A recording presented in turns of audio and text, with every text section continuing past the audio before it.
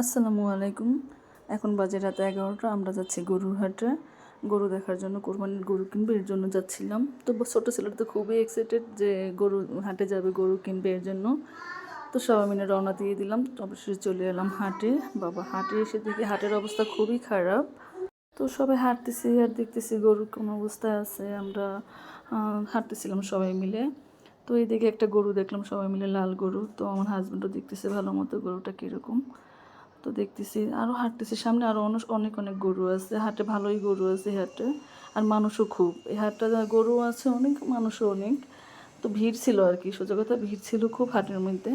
হাঁটতে ভালোই লাগতেছিল, আবার যখন দেখতেছি গরু মানুষ কিনে নিয়ে যাচ্ছিল তখন আবার ভয়ও পাচ্ছিলাম। তো এভাবে করে দেখেছি আমরা, কয়েকটা গরুই দেখছি আমরা।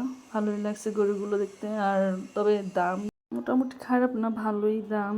তো গরুগুলো মানে বড় বড় গরুগুলো যেমন পছন্দ হয় বেশি, কিন্তু সেই পরিমাণে আবার একটু দামও বেশি। তো আমরা চাচ্ছি একটা মিডিয়াম সাইজের গরু নিতে। তো আর একটু দেখতেছিলাম সামনে গিয়ে যে মিডিয়াম সাইজের গরুগুলো কেমন দাম হয় আর কি। তো এইভাবে করে কয়েকটা কালো গরু দেখেছি, লাল গরু দেখেছি। তবে আমার ছোটো ছেলে বলতেছে শুধু লাল গরু নেবে, বাবা লাল গরু না, লাল গরু এরকম করতেছিল। তো এই জন্য ঘুরে ঘুরে বেশিরভাগ লাল গরুর সামনেই আসতেছিলাম। আহারে, গরুটা কীভাবে তাকায় আছে, দেখতে ভালোই লাগতেছিল। তো আর একটা কালো গরু দেখলাম, গরুটাও ভালোই। তো আমার হাজব্যান্ড প্রতিটা গরুই ধরে ধরে দেখতেছিল আর ভাবতেছিল যে গরুগুলো কীরকম দেখি। এই একটা লাল গরু, এটা ভালো লাগেনি বেশি, একটা কেমন যেন দেখতে লাগছিল।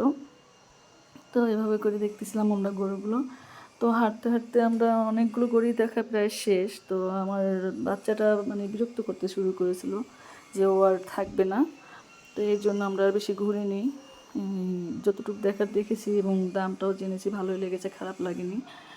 তো আজকে আর বেশি ঘুরবো না, কারণ ছেলেটা বিরক্ত করতেছে। তো এই জন্য আর বেশি ঘুরবো না। এখন সবাই চলে যাব বাসায়, পরে আবার আসবো। আল্লাহ হাফেজ।